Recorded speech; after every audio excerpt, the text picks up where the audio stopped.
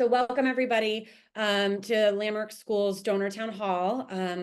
Our agenda today is we're going to cover sort of state of Landmark School. Josh Clark, our head of school, will provide an update about our strategic vision and things that are going on at our campus.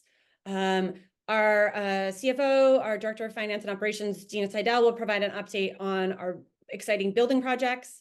And then our partners from Northern Trust, Chris Perry and Michael Janko, will provide an update on our endowment performance. And then we'll be open for questions and dialogue afterwards.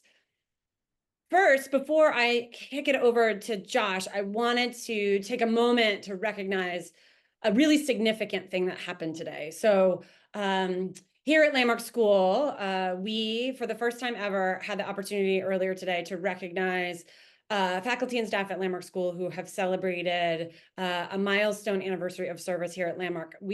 Through the last campaign, the 50 Forward campaign, we established something called the Bob Bruto Excellence in Service Awards, named in honor of course, our long-serving head of school, Bob Bruto, who I think, hi Bob, is on the call today. And so you'll be delighted to know that today we recognized 40 faculty and staff at Landmark School who have 30 years or more of service to the school. That cumulatively represents 1,552 years of service from all of those individuals. And so through the campaign, we were able to create a dedicated endowment fund, which is now performing beautifully, of $5 million. And so that endowment is now producing income that we're able to use to provide bonus awards for those who are recipients of the Bob Bruto Award. So what a wonderful honor to recognize Bob's legacy in such a fashion, in recognition of our teachers, and for our teachers to receive the recognition that they so well deserve. So that was so great to do today. There'll be updates and photos on social media and on our website, but a real milestone because we were dreaming about this award many, many years ago. And so it's great to have seen it happen for real. So with that, I'm going to kick it off to Josh Clark and he'll take it away. All right. Thank you so much, Michelle. And thank all of you so much for being with us today, taking the time, whether you're with us live or watching this later. We so appreciate you taking a few moments out of your day to learn more about Landmark School and specifically to learn about the impact you have had on our community and our school. So we want to thank you so much for that. So what I want to do is just spend a few moments and kind of walk you through some of the exciting things that are happening at Landmark right now. But as we look at this in the state of the school, I kind of want to cut to the chase and give you the headline that the state of the school is strong. The state of the school is, in fact, incredible. And that's largely because here now, beginning my third academic year, I am so fortunate to have inherited an incredible legacy thanks to the leadership of Bob Bruto and his many years of service, and an institution in such a strong fiscal condition thanks to the support of folks like you. So I have to admit, as I kind of show off today some of the exciting things that are happening, I have to admit that that is all a byproduct, right, of those that came before me. So I'm so appreciative of that. As many of you know, especially those of you that were involved in the 50 Forward campaign, Landmark recently had its 50th anniversary, which is an incredible achievement, especially for a school like Landmark and the very specific mission and purpose that we serve. And as we finished that celebration, and I had the great honor again of transitioning in, we spent a lot of time trying to understand what comes next for Landmark. We've celebrated the first 50 years. Now, how do we start to map and think about the next 50? And so, Michelle, if we want to go to the next slide, what we did is we went through, and as many of you might know, right before COVID, in I believe 2019, right around there, as part of the 50 Forward campaign, Landmark School put out a strategic plan of these initiatives and pathways, what they wanted to see moving forward. Obviously, with COVID, right, a lot of things were put on hold, a lot of things changed. And while we knew the structure and kind of foundation of that plan continued to make sense, we wanted to just take a deep breath for a moment and really go through and engage the entire community to understand what's important to you about Landmark. What about Landmark can never change? What are areas that you see as opportunities for growth for Landmark? And so as you can see here in this slide, we talked to faculty and staff, current families, alumni. We even reached out to kind of industry experts and folks that know Landmark, but don't necessarily have a direct connection as a family or a faculty member with Landmark. So we could gather all this information and just better understand what is it that we need to do. And as and I apologize, I made Michelle move too fast. But as we move forward and we take all that information, we're calling it Meet the Moment, right? So we're trying to understand what does it mean to meet our current moment based on all the learnings we've had. And what you see here is what has come of this is a variety of things, starting with our vision. Where are we going, right? Our mission has not changed. Our mission is grounded. It's why we exist. And then we want to understand, based on that mission, where are we going? What's it going to look like 5, 10, 30, 50 years from now? And as a community, we came up with this mission statement. Landmark School will foster the power of learning differently to empower its students to think independently, solve creatively, and be prepared for an ever-changing, interconnected world. And really what we mean by this is this is the outcomes that we want for our students. Obviously, we all know central to who we are, central to our mission is making sure that we remediate our students' difficulties with reading, writing, and spelling and executive function. That's why we're here. But that's not actually our end goal. Those are our vehicles, right, in order to empower kids to do these things, right, to solve creatively, to think independently, and be prepared to inherit this incredibly complex world that we are all going to turn to them to lead and solve the next generation's problems. So in taking that vision statement, we want to drill down a little bit more to understand, well, what's this going to look like on the student level? Michelle, I apologize. We can go back one more. We're going to go back one. What does this look like on the student level? And that's our portrait of a graduate. So under that vision statement, you see these 4 quadrants. And again, as a community, we came together and said, what is it that we want to value? And what do we want to see in our students ultimately? And we talked about self-awareness and self-advocacy, literacy and communication, problem solving and perseverance, and empathy and perspective. And under all those, and I'm not going to go through it today, but under all those, we kind of have attributes of what that could look like, what that could mean, with the idea being whether you're at Landmark for 12 years or 1 year, these are the kind of the culminating things that we are working towards. And in order to do that, right, we know we had our mission, we knew why we existed, we knew where we were going, we knew what it looked like for our students, and that's when we drill down and say, okay, let's put some plans and initiatives behind that. What's our strategic thinking of how we're going to get here? And now, Michelle, we can go to the next slide. Thank you so much. So as we started to do this, thinking about the how of all this, we also wanted to ground our conversation and what do we believe? What are our values? We want to make sure that as we come across difficult choices and having to make prioritizations, how do we make sure we're doing that in line with the things that we have as a community all hold true? And that's what these values are. So again, we spent about a year surveying families, surveying students, surveying faculty, alumni, and out of this came our 3 major values of exploration, character, and empowerment. So as we think about the work before us, we're going to ground all of those choices in these values because they're what we as a community universally share and find so incredibly important and unique to how we see and understand the world. All right, now you can keep going, Michelle. Thank you so much. Next, so as we move into, and we're going to talk a little bit more about the strategic plan. I have to nerd out for just a moment, and I appreciate you letting me. But as a LD guy, right, as somebody who's super interested in dyslexia and reading and the science and research, one of my favorite things in the world is this image by Hollis Scarborough, who's a very important reading researcher, and she created this idea of the reading rope.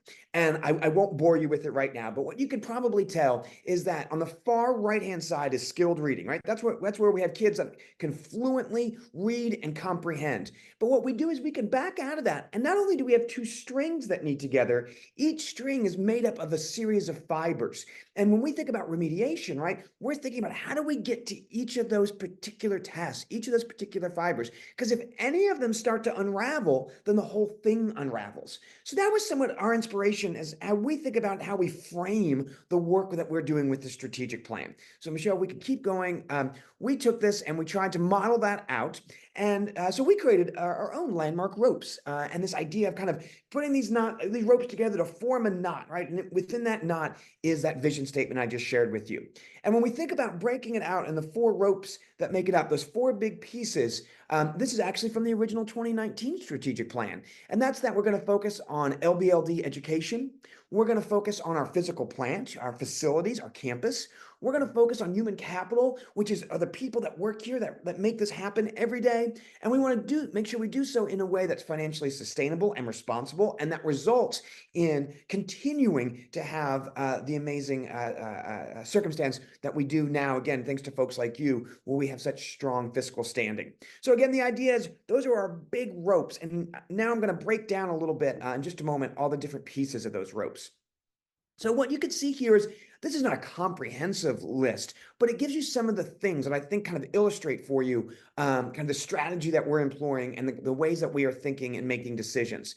And these are all things that we're working on right now, right? These are initiatives happening. So under LD education, one of the things that I'm super excited about is our Endicott partnership. So as many of you know, we share a property line with Endicott College, which, depending on how long it's been since you've been on Landmark campus, has really grown. It's a city unto itself, really impressive institution. And we now have a partnership with them where we have juniors and seniors in our high school program taking dual enrollment courses through Endicott. So we actually have students beginning last year who are taking night courses, essentially, at Endicott, would go 1 night a week for a 3 or 4 hour course. I think we had 16 students complete that last year. We actually had one student as a junior finish her junior year with 9 credit hours from Endicott College. And we've expanded that this year into a dual enrollment program where we actually have an Endicott professor that's coming on our campus on Tuesdays and Thursday mornings to work with 12 seniors,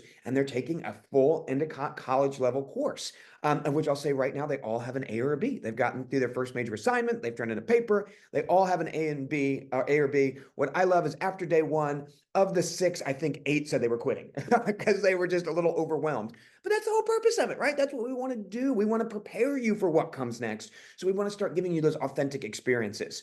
Similar to that is our Senior Capstone, which is a program that we're launching this year. And it's the idea that as we think about our seniors, and we're going to launch them into the world, the vast majority, I would say 95% going on to a 4-year college, some doing a gap year, some going into military service, some going straight into the workforce. As we think about that, how do we make sure that the culmination of their high school and K through 12 experience the culmination of that doesn't look like the culmination of their 7th grade experience, right? So in other words, how can we make that end of senior year feel more like the real world that we are going to be placing them in? So during the last 4 weeks of school, all of our seniors are going to either be completing a off-campus internship, which is a program we've had for a number of years that we were greatly expanding this year. Anything from working, last year we had folks working with magistrate judges, we had folks working with law enforcement, we had folks working in pharmaceutical areas, all these different places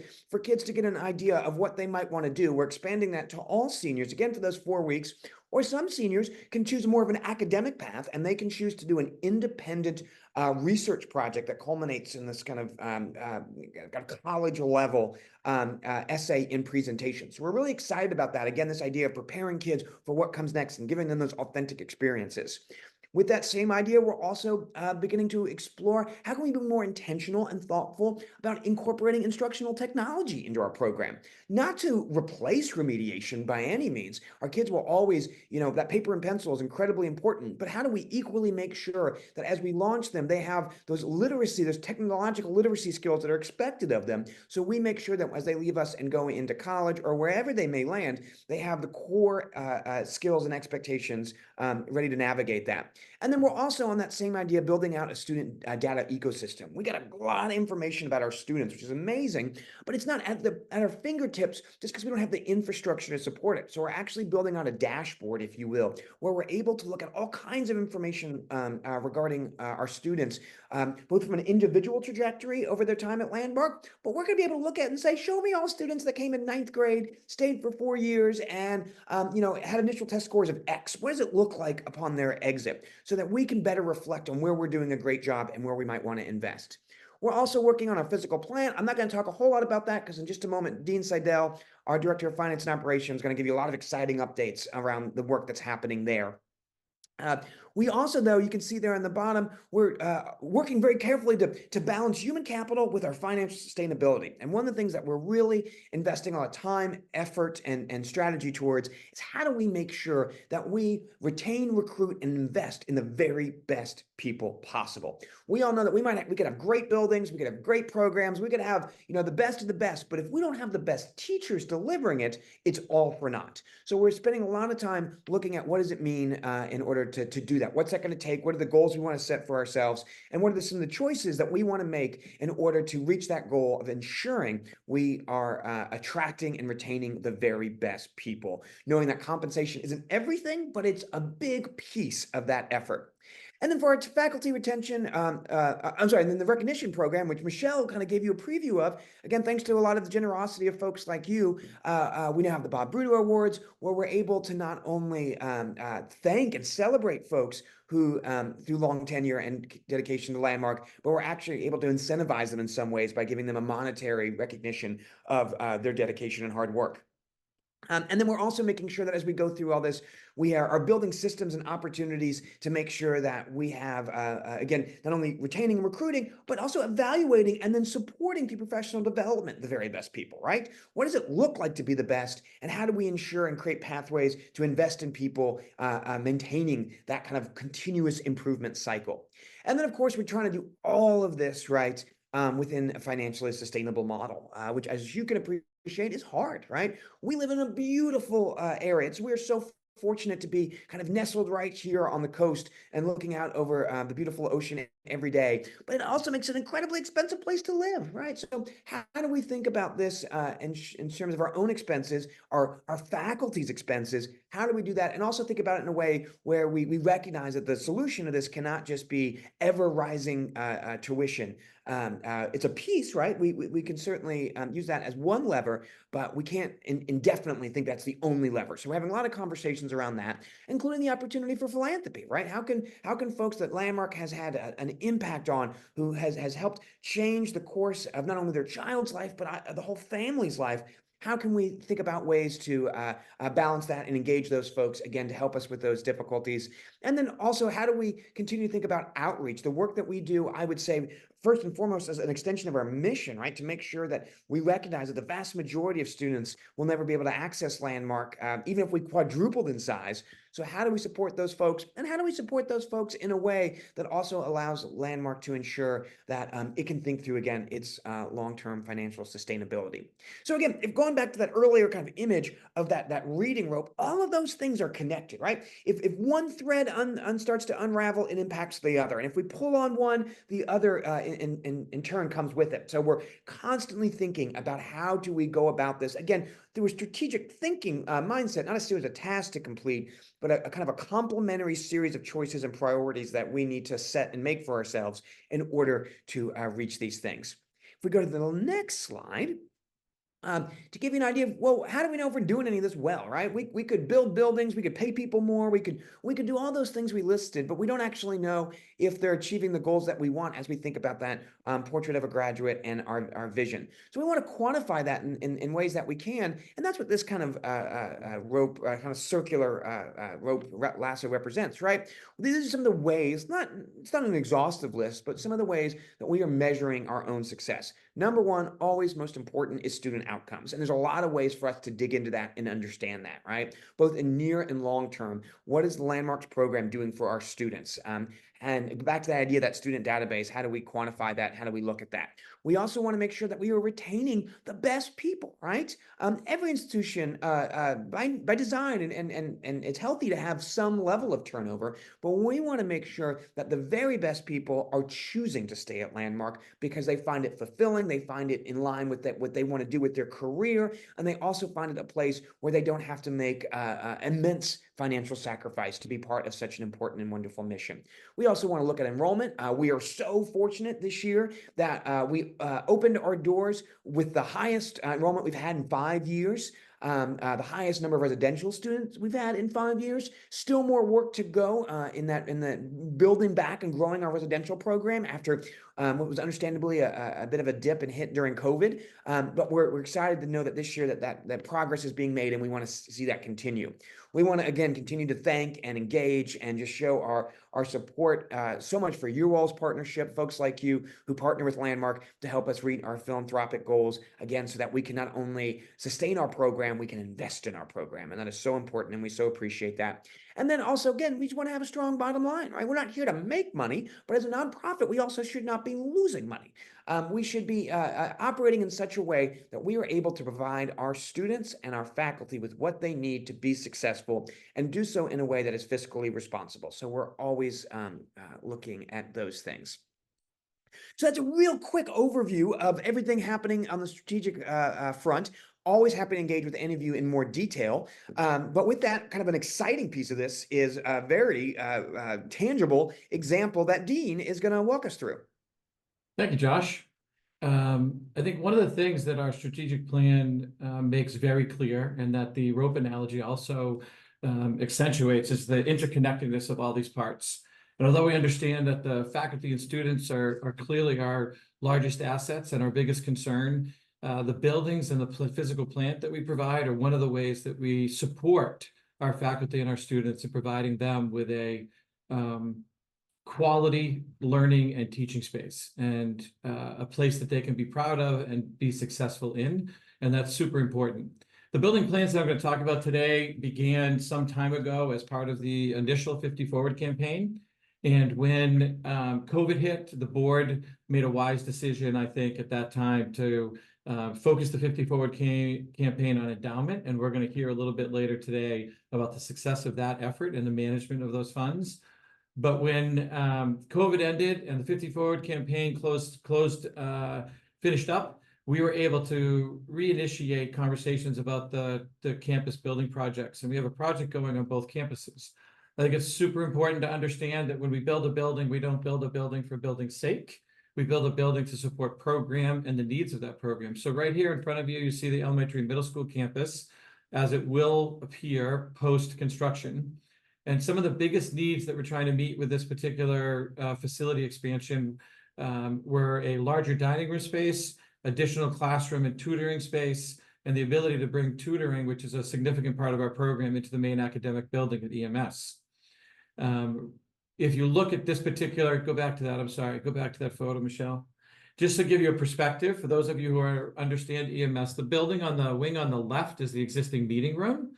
That is currently existing, and this new design that we put together for this edition, which is the dining room space on that first floor, is a matching wing, basically, on the opposing side. And that matching wing then creates this amazing outdoor terrace, courtyard, and stage area that will be a great space programmatically for the entire school to gather and groups to gather throughout the EMS space.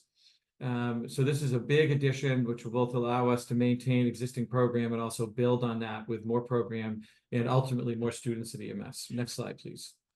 There were two phases to our building project. And the first phase was completed prior to the September move-in, and that was renovation of existing space. And I'm showing you a couple of pictures as we go through here of some of those spaces that were renovated. This is the new counseling center at EMS. This picture was taken partially through the move-in. As you can see, the hallway is still being put together, but this puts all 4 counseling offices in one wing. The wing is accessible, but still enough privacy on one side of the school so that students can seek the counseling that they need to help them through their process. And the counseling department is super excited about this new space. Another thing that we wanted to tackle in this particular renovation of phase 1 was to create more open gathering spaces for different parts of the school. And so the first floor of the EMS building was really renovated to create these larger gathering spaces. These gathering spaces will support classroom meetings, it'll support faculty meetings, it'll also support the new house structure that is at EMS. I won't go into detail there, but the entire school has been divided into 4 houses, sort of Harry Potter style, and it's a great community builder and activity builder. And so one of the spaces that we opened up was this middle school lounge and gathering space. It's a beautiful space. It used to be the study of the original home, when it was a house. It's a great space. We were able to redo the hardwood floors and We're still in the process of getting the right furnishing in the space, but the middle schoolers have already started to use that space to gather. In addition to that space, we were able to renovate the main lobby space, which I'm now affectionately calling the marble room. The original marble from the home was covered up to this point. We were able to take out the old flooring and refurbish this marble space, and we're going to be putting some seating areas and some high tops and some rugs in this space. But it's a beautiful gathering space, both for students and faculty. My understanding is some of the 7th grade students have already claimed this as part of their own, and they're doing a lot of hanging out there, which was part of what we were trying to create in the midst of a community gathering space. Another exciting opportunity in our renovation was to move the library upstairs, adjacent to the elementary classrooms, so it would have greater access for students. And this shows you a picture of the library as we began to move into the library space. Lots of shelving, lots of books, tables and chairs in that space. So it's a readily available and accessible space for all of our students at EMS. And this final picture at EMS gives you a little bit of an architectural rendition of the new dining room space. The new dining room space will seat just over 125 students and faculty at one time, which will allow the school to basically function on a 2-lunch schedule. Right now, much of our scheduling is done around our ability to feed kids during the day, and this will allow the schedule to be opened up in significant ways to provide more access to more programming for more students by having a space this large that we can facilitate lunch. It also will be a large meeting space. Those tables will be able to be moved and stored, and we can use it for lots of different other functions as we move through the school year. In similar fashion, at the high school campus, we had some needs that had been presented some years ago that we hadn't yet been able to meet, and the largest of those was having a student center. At present, the Pardo Lounge, first floor lounge, was sort of the main student-centered space. Sorry about that, camera's acting up. And really didn't facilitate, the 100 students or the 125 students that we might have on campus on a weekend. So this wing that you see to the left of the main Alexander building facilitates a number of different functions. It facilitates a new lounge area, a new game room space on the first floor, a large meeting room space, which we'll look at on the second floor, an additional classroom, and some additional offices. As part of this move, we were also able to renovate the classroom spaces in Alexander on the second floor. And as you look in this next slide, you can see a couple of those classrooms and the impact that we've had by bringing new carpet, new furniture, or in the case of the picture on the left, the ability to refinish a hardwood floor, to open up and refurbish the fireplace hearths, which give the room a real classic look, which is just providing a really nice space for teaching and learning. And even in the short time that we've been in that space, we've seen that and gotten that feedback from both teachers and students. This is a picture of the new building from the side of the building. That first floor section is what I talked about with the lounge and the game room. This is and then upstairs you have the meeting room. This is a architectural rendering of what the game room might look like. That wall that we have that opens up, we actually are putting, that is part of our design so that the inside and outside can become one open space. Everybody's really excited about the potential of using that space. Student Life has never had a space that's this large and this flexible to be able to use to open up front and back. In addition, which I don't have a photo of, just go back one more, I'm sorry, Michelle. To the left of this space, we're putting an outdoor pavilion. During COVID, we had a number of outdoor tents and space for use, and it really was something that folks really embraced and enjoyed. So we're putting up a 30 by 60 outdoor pavilion, which can be served as an outdoor classroom space, an outdoor activity space, an outdoor meeting space. And that'll be just to the left of the new addition. The next photo that we see, we were able to move the Alexander Library, the stack portion. So downstairs, we maintained the Alexander Reading Room, which is being used both as a study hall room, the sub room, and a reading room for students. Upstairs, we were able to move the library upstairs into this space and renovate this space for the new library, the new Alexander Library. And as part of this, and you can just see it through the windows as the workers are installing the deck, there's a roof deck that comes off of the library space, which is just an amazingly gorgeous space and view that takes advantage of our location here on the ocean and And I think that it'll over time be used for many, many different things. Individual meetings, group meetings, and even just relaxing and reading a book, out on the deck. This is a rendering of the eventual meeting room. We don't have a space other than the Performing Arts Center on the high school campus that provides this kind of opportunity for large groups to meet. This room will hold just over 100 people at a time. So any one grade level, the entire high school faculty, new faculty training, new parent meetings, any of those types of events that now are being held either at the prep building or the conference room here at Drake can now move to the main academic building at the high school. So again, people are very excited about the possibility of what this space will bring to the high school program and those that join that. We've been very fortunate to have a great relationship with our endowment managers, Northern Trust. All of the support that we received during the 50 Forward campaign really took our endowment to a whole new level.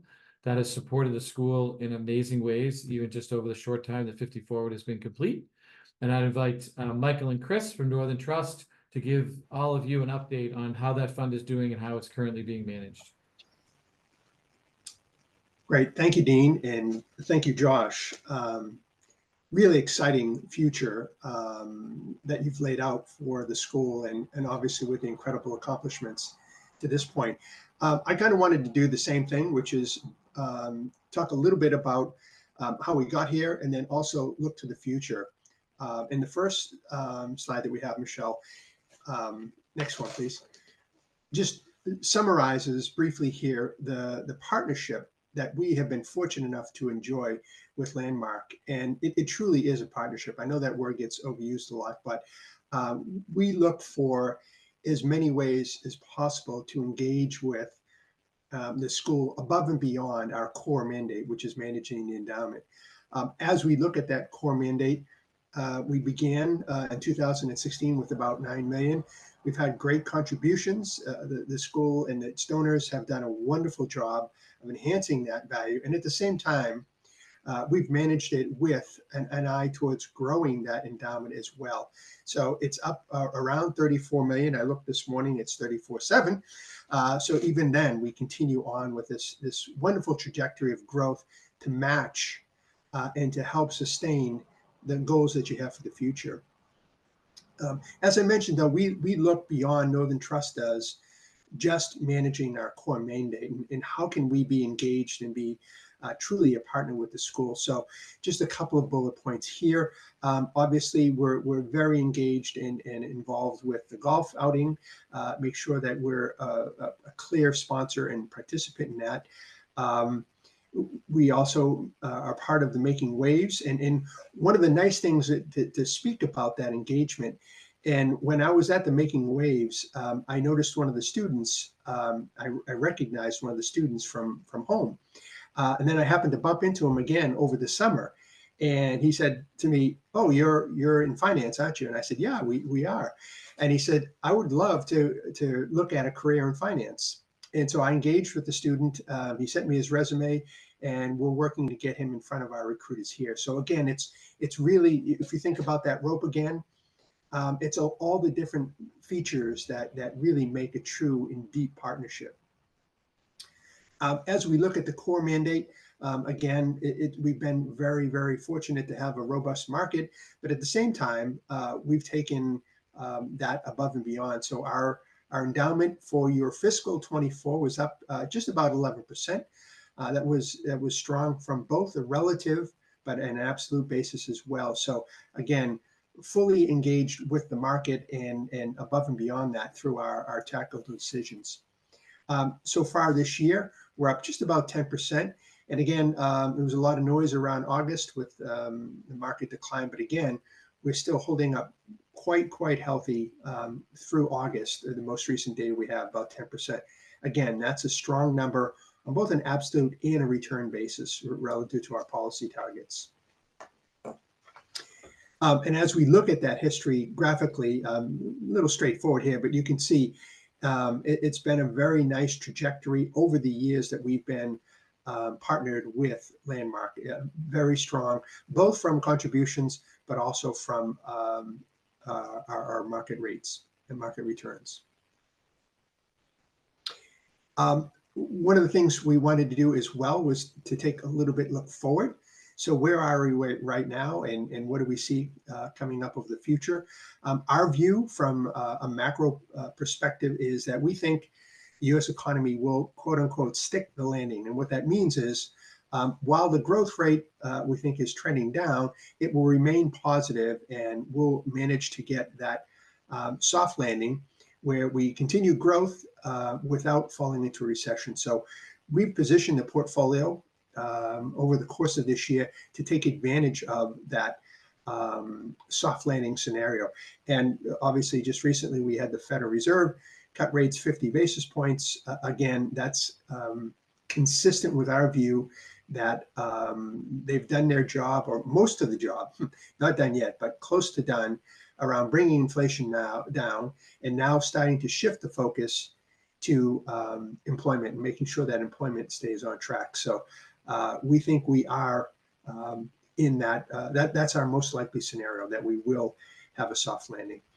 Obviously, there's always risks to that. If inflation comes back, builds up, or potentially if there's an anomalous event, whether it's a global event in Ukraine or the Middle East, that could throw that forecast off. But again, our base case is continued positive growth out of the US and across the globe, mostly. Next slide looks at the portfolio right now. And as I mentioned, we are positioned for growth. So you can see relative to our policy targets, we are overweight in risk assets. And again, that meant that we participated fully in the recent market rally, and will continue to do so. As long as we have our forecast on for a soft landing, we'll continue to have a risk-on approach to the portfolio, and that's manifested through the overweight in equities and a modest underweight into fixed income right now. Again, total portfolio as we speak is about 34.7. So we've had both oars in the water, both from a donor perspective, but also from a management perspective in terms of the endowment. Here I want to stop and introduce my colleague, Chris Perry, who's going to talk a little bit about the broader value that we can bring even beyond what we're doing right now. Michael, thank you very much. And thank you to Josh and Dean and Michelle for inviting Michael and me to be a part of this. I'm Chris Perry. I have the privilege of leading Northern Trust team here in New England. And on behalf of all of us at Northern Trust, we are incredibly grateful for our partnership with Landmark School.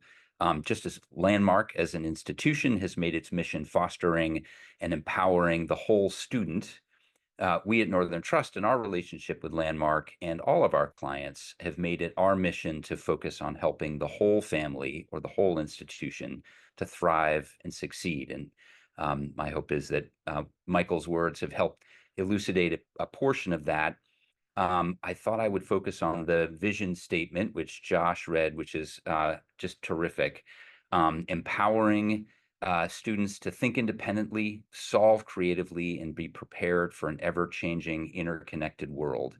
I just love that vision statement, and I thought I would key on that and talk a little bit about the conversations that we have with our clients about philanthropy. And in particular, some key themes about the philanthropic conversation. And actually, there's another slide that follows where it's a kind of a busy slide, and I apologize for that. But there's some themes in here about how the philanthropic conversation within a client situation can actually facilitate a lot of really great ancillary benefits. And so I thought I would just talk a little bit about some of the steps that we see our clients taking as they have the philanthropic conversation, and then what are some of those benefits. And the first is kind of creating a philanthropic plan, having a mission statement, having a vision statement like Landmark's, identifying goals. What does the family hope to achieve in terms of giving back to a community? The next step is then strategies for giving back. this can be a wonderful way for families to come together around an institution like Landmark that they have a shared value in. It can involve collaboration, encourage lifelong learning, and creating structures for decision making. If there's a difference of opinion within a family, how do we resolve that? Regular communication is always important within a family context. And so having some kind of a disciplined way in which families can talk about their goals and what are some ideas they may have in achieving those goals is really critical to kind of the long-term success of a family. And then finally, this idea of tax efficiency, taxes and timing. This is beyond the scope of this presentation, but there are many ways in which a family can benefit a school like Landmark, in addition to immediate cash gifts, and beyond that, to all kinds of other ways in which a family might use retirement assets, might use insurance policies or illiquid assets that they own to benefit a school like Landmark. And those are some more kind of sophisticated planning conversations. Happy to have conversations with anyone that is curious and diving into some of those techniques, but they can really result in wonderful benefits for the family and also for institutions that the families love and support. So with that, I'll close it out. Thank you again for being wonderful partners with Northern Trust, and I guess I'll hand it back to Michelle.